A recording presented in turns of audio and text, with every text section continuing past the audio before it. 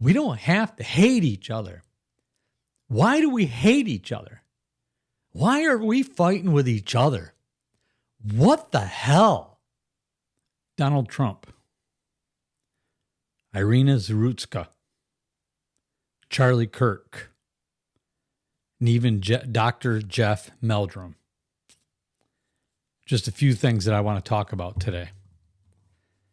Welcome to Talk About Strange. Thank you for joining me here today. I'm not going to be sharing stories in this clip that I'm doing right now. This evening I will be doing our live stream. So we'll be on there and we'll probably talk about some of this. I'm sure I'll have this up by then.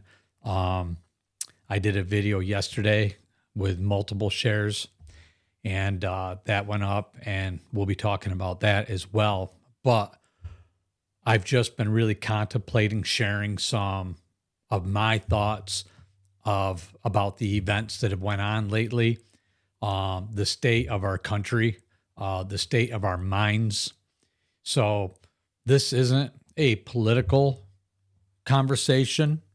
It's a personal conversation, a conversation. I just want to touch down on a few things. It's not paranormal or cryptid, or is it? That might be the question that we ask ourselves. So I started to record this in the shares that I did, the multiple shares yesterday. And I just felt like after I got it in there, I went an hour and a half on that video, and I didn't want, my first thought was I didn't want to overshadow your voices, the people's voices who shared their stories here. I didn't want to overshadow those stories with such a important, controversial topic, possibly. And on reverse side, I also didn't want to have those stories overshadow the importance of this conversation. Also, there was a moment where I thought, you guys see this already so much on TV. You probably don't want to see it here, and you may not. And you're welcome to share that opinion and say that on here if you want to in the comments below. I welcome it. Your voice is welcome to be heard here. I just ask you to be respectful about it. That's all.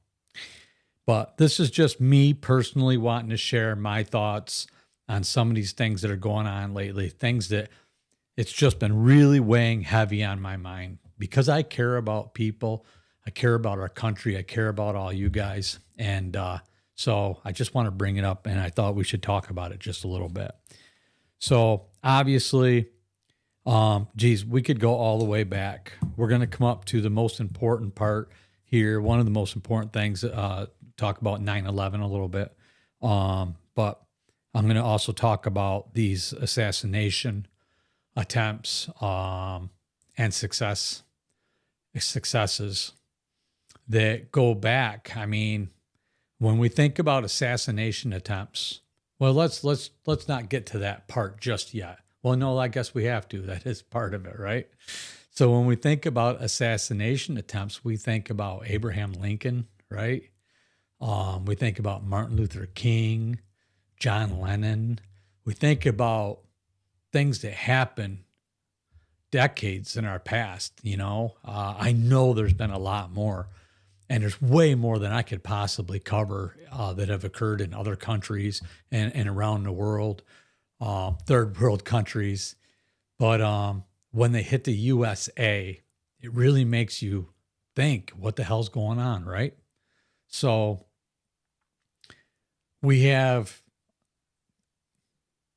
let me go into 9/11 because that really happened first here. Really, that's first on the list being 24 years ago. I remember where I was, and I mentioned that, and I did mention that in that other video, multiple shares. I would have been missed not to. But I remember where I was the day it happened. I remember the feeling I got. I'm sort of an impasse, so I think in a way I probably felt the feelings of the country, and everybody The weight of that was just incredible and horrific and scary. I thought for sure we were going to war. Everybody did. And we did go to war. But I mean, I thought war was upon us in our country. I wasn't afraid about whether or not we would win. We are the greatest and strongest country in the world as far as I'm concerned, as far as I know. So I think that I think we would have fared all right, and we got enough allies that we would have fared all right if they brought it to our house. They would have been in for a fight, but they did. So, but that didn't work out so well for them, now did it? Anyway, so it was terrifying. It was an absolutely terrifying thing. But what it did is it glued this country together in the most remarkable way that you could ever imagine. And by the way, before I go too much further on this, a lot of you may already left. I am going to donate any money that comes from this. I got to figure out where to send it, how to send it exactly.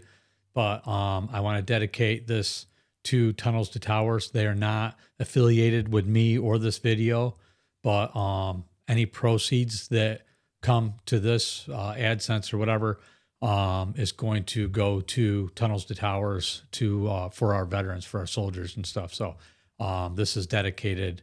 This will be dedicated to them, and any finances, any money that comes from it, is going to go to them. So just so you know that. Anyway, that's not why I'm asking you to watch it, but I just want you to know that that's what I'm going to do with it, because I think it's that important. Anyway, I benefited enough having a free country from it all. But anyway, let me continue with what I was saying. So 9/11 glued our country together in a big way. I mean, just a big way. It was a beautiful, beautiful thing from such a massive tragedy. I could hardly watch, a lot of the stuff that happened, and even the movies that came after. It's just horrific. But, like I said, it went on for a very long time, but we finally got through all that. Now, that glue, I noticed little by little come apart, didn't it? Especially it seems like first it began within our government. That glue started to come undone. As we went further with each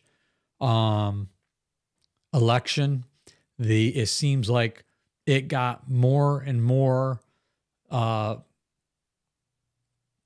want to say politicized, but volatile, more and more aggression. The deeper and deeper the cuts were that the politicians and would make to each other, and then it bled into the news. How no matter who you talk to or who you listen to on the news, it's so blown up, hyperventilated, and biased against each other. It's just such a horrible thing. This occurrence, what's happening, was transpiring. Now, when I think about evil in these stories that we share, ghosts and dogmen and even Bigfoot, bad Bigfoot encounters and vampires or whatever evil we're talking about, I've often thought about how when people do these ruthless things, that somehow they're possessed. They gotta be to be able to do the things that they do. So anyway, this government, it seems like, has turned us against each other, and everybody's so angry. And so that was the beginning of it. And a lot of it was just talk and arguing and people not talking to their own family. And it got worse and worse and worse. And then all of a sudden there's a couple of assassination attempts on Donald Trump. 2, 3, what was it? And probably many more that we don't even know about. I just couldn't believe it. You would listen to some of these news people, and some of them almost seem thankful, or you could almost see a grin behind their, oh, what a terrible thing. We can't have this. This isn't right. We don't accept this. where did it go when it was completely unacceptable? Like completely everywhere, completely unacceptable. And yeah, a lot of people spoke up and said it is unacceptable. And when it first happened, I thought when he got shot and it went through his ear and an innocent man died behind him, I thought, wow, this is it. Thank goodness. You know, it's horrible what happened, but thank goodness maybe now this is going to turn around and it's going to come to an end. That kind of political violence and any, not any violence, of course, but good Lord, you started seeing it in the cities being tore apart and the fights between people, not politicians, just general public, people just hating each other so badly. And it's just such a horrible thing to witness. I never thought that I would see anything that bad in my lifetime. I remember people would say to me, oh, we live in horrible times. We live in horrible times. And it's like, what? You don't remember the dark ages, do you? You got to do a little history here. I mean, we lived in much worse times. But now I'm wondering, did we? Or are we still in those times? We're seeing wars in this modern day. Why do we have wars still? How is there still wars in this modern age? An age where we can communicate and talk, where we have video and conference calls, and it's so easy to reach out. In fact, our good friend Jeff Rohn pocket dialed me yesterday, FaceTime from Maui. He's in Hawaii. I'm here. Instant connection. I know that's not that far away, but instant connection. We can talk to people all around the world. Why don't we do it? Why don't we talk? So anyway, it's gotten so volatile and violent. So we get a couple assassination attempts. Another one followed that. Okay, not too surprised, but it's like, and then it keeps going, right? The rhetoric keeps going, the arguing, the back and forth, the hate. We don't have to hate each other. Why do we hate each other? Why are we fighting with each other? What the hell? I mean, it's just so unbelievable and so unrealistic, and wrong. I mean, we just don't need to. There's just no need for us to hate each other. Here or anywhere in this world, we should all care about each other and respect each other. I mean, and I know maybe it's a little unrealistic. I mean, obviously, but it's all you can ask for, right? So anyway, moving past that, the Donald Trump assassination attempts and other ones. I'll go ahead and even bring up Joe Biden, our president before Donald Trump, just briefly here, that I admit with the rhetoric that was going on, I was very upset during that 4 years. It just seems like everything turned the past 8, 10, 12 years. Everything has gotten so hateful and so hyperventilated. Even there, when he was in office, I didn't agree with his politics personally, but I thought that he was probably a nice old guy. Whatever, it's not my place either way. I only care about having somebody in office that cares about this country and is here to work with us. So whoever's in the office, why can't we just work together there? Why can't we work with them, whoever they are, whatever their politics are? Why can't we work together towards the same goal of making our country great and peaceful and prosperous, and we're all happy and healthy? But just because of who's in the office, we have to hate them. We're supposed to hate them. We're supposed to fight with each other. We're supposed to stop talking as family members. We're supposed to not talk to our friends anymore. I mean, I've like I said in the video yesterday, I heard somebody in my family say something that just blew my mind. Just blew my mind that he would say something like he said. I'm not going to repeat it. But when he thought about it, after I brought that up, I says, well, you go to church every week. How could you say that? And after he thought about it, he realized it too. And it's just a hyperventilation that's going on out there and the gaslighting. We got to take a breath. Got to take a moment and stop and think about what we're doing. Anyway, moving to the next phase of this, because I know I'm rambling. I don't want to ramble on too much because I want to keep your attention. I'd like you guys to stay. Just hear me out on this. So, monsters. Monsters come in all shapes and sizes, don't they? And like I said, for years, you think about that show, Supernatural, right? When people go out and, well, that guy that went in there and killed those college students, stabbed them all up. You got to think, was he possessed? And I mean, this has been going on a long time, these types of things, but was he possessed? What in God's name could ever, how does a person do that? How does a person kill their own child or somebody else's child, cut them up and go bury them? I mean, what happens inside your mind that you're able to even do something like that? I mean, I have a hard time deer hunting and without feeling some remorse and thanking the animal for their sacrifice. An animal that's basically put on this earth as our food. Some may not believe that, so I respect that. But so now I get to what I say, Irina Zerutska, Ukrainian girl, 23 years old, younger than my daughters, sits down in that chair and on her way home, minding her own business, staying low key, getting on her phone as any young person would do. I've been hit blindsided before when somebody's like, my brother would slap me in the chest or something and what the hell? Or a board falls and hits you when you're not expecting it. I know that feeling of being hit. So I'm thinking about the blunt force of when this monster come up behind her and stabbed her in the neck. I mean, you hear that, and I'm sure it was a lot harder. At first, her brain must have thought she just got hit, right? Somebody punched her or slammed her. What the hell? What just happened? 3 times. And then they just sit there and bleed out and die. And everybody just walked away. Everybody just went the other way. One person, I guess, from the other side of the train is the only one that came to her aid. Could they have saved her? I doubt it. 3 times in the neck, God only knows.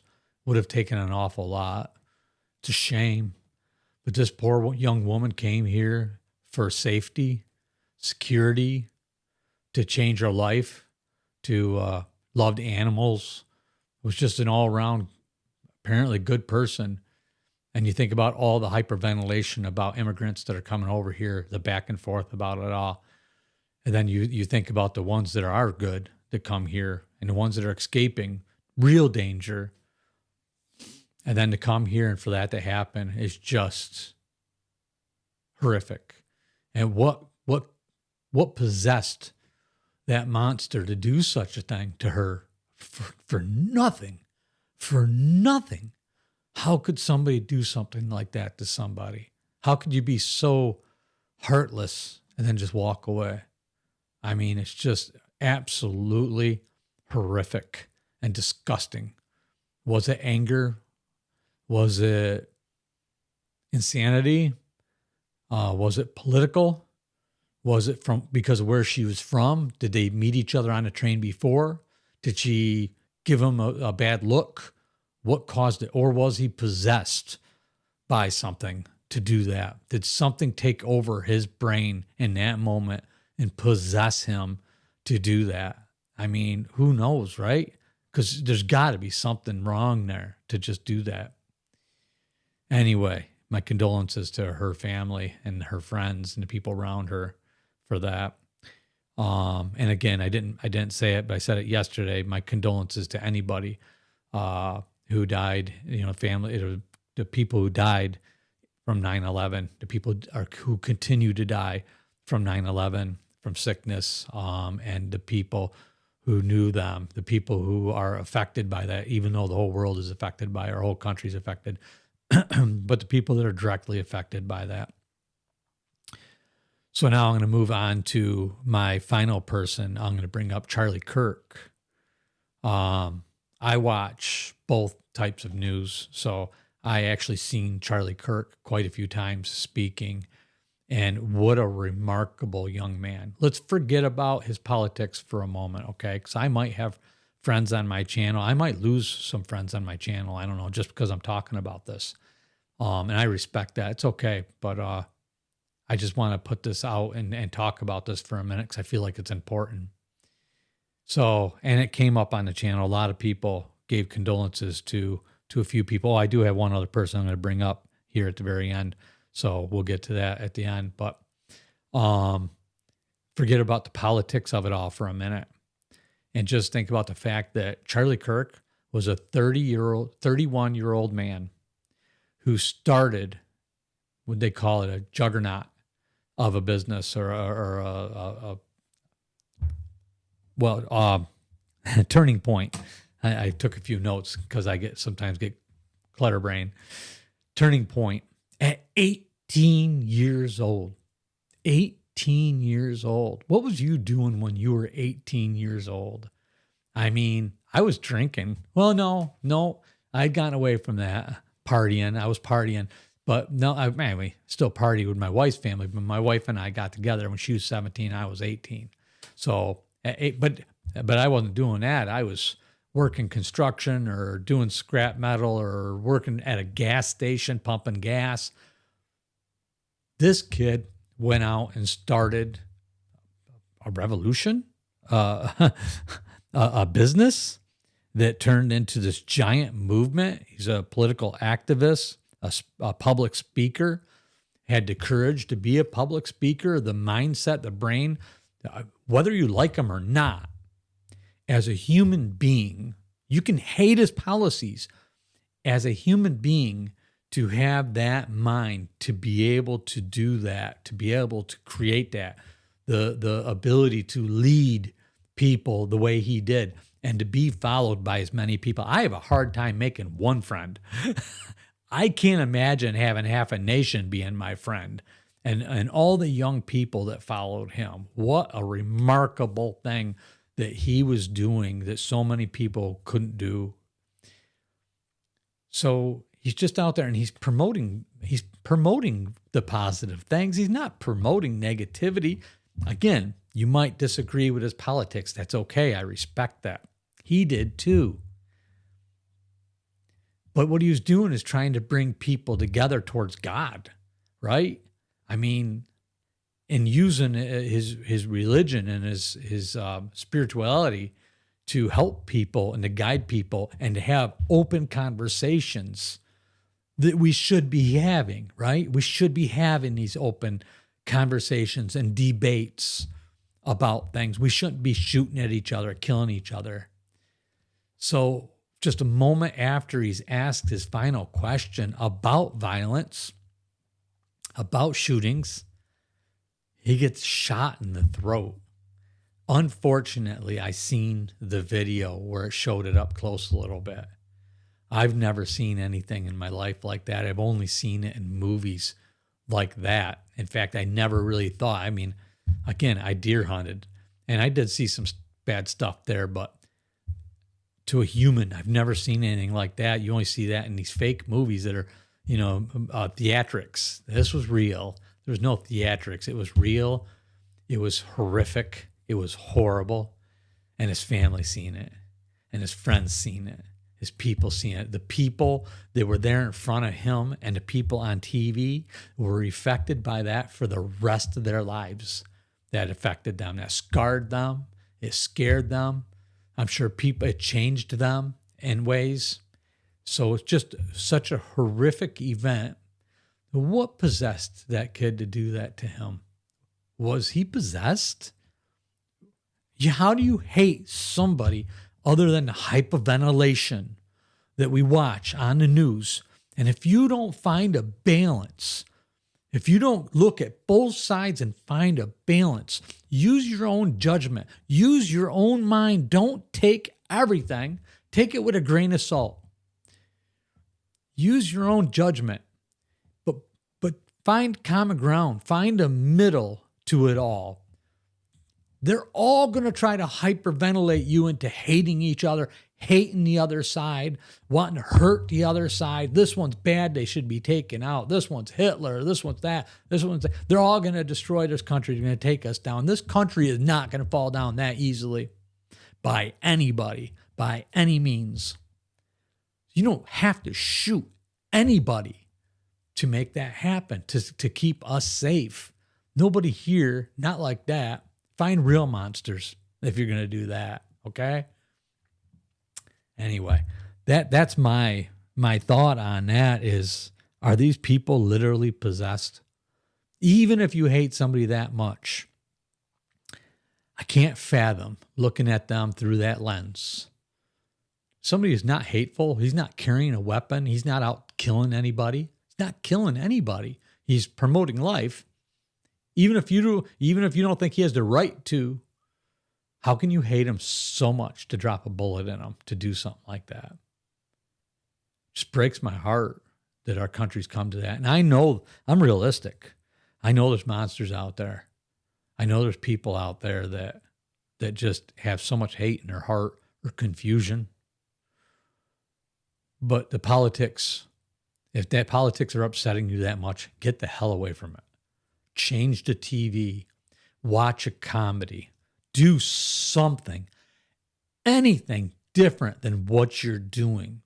I remember getting caught up in it myself, and I had to walk away for a while and then come back and try to look at it with a clear mind and try to separate the hyperventilation of it, the gaslighting, and take out the hate altogether. My God. Anyway, so what kind of monsters are we talking about here? Then they say, are they aliens? Is there aliens in the government? I actually started to believe it. Maybe there are. I don't know. Were there? Are there now? Is there a battle going on that we don't hear about? They talk about the deep state and all that stuff. Is that going on? Is there something bigger than we're seeing? I don't know. All I know is I am who I am. You are who you are. I care about you. I hope you care about me. And if you don't, that's okay. Just don't shoot me for crying out loud. Man. So in closing, I want to mention one more, Dr. Jeff Meldrum. So I mentioned him in my multiple stories, multiple share video that I did Saturday and posted Saturday night.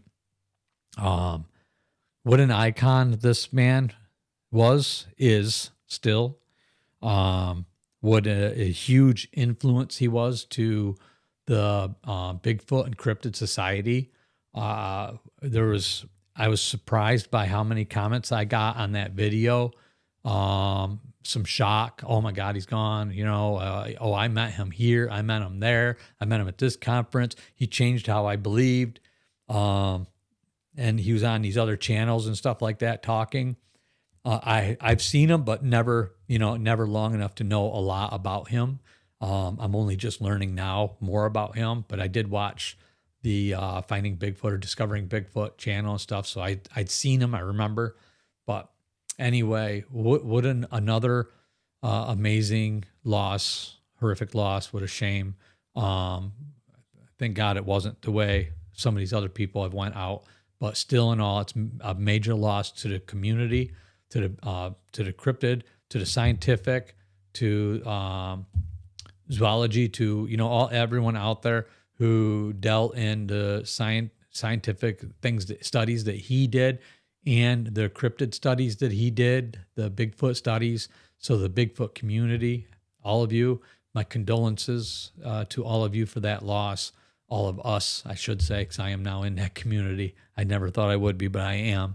And I respect scientists and archaeologists. I love their work. I think in another life I would have been one. Maybe I was one. I don't know. But I love archaeology and discovering new things, learning and growing like that. Learning about our past is so important while going into our future. And so I think that's also important with all of this, to remember these things, even the tragedies and the remarkable things that we talk about today and people talk about and things we're learning about. going into our future, because I think that we need the foundation, especially now. We've lost so much of our foundations that we had growing up, that our beliefs. So I think that's a big problem, a big part of what's happening today. Anyway, so that is probably enough of me ranting on.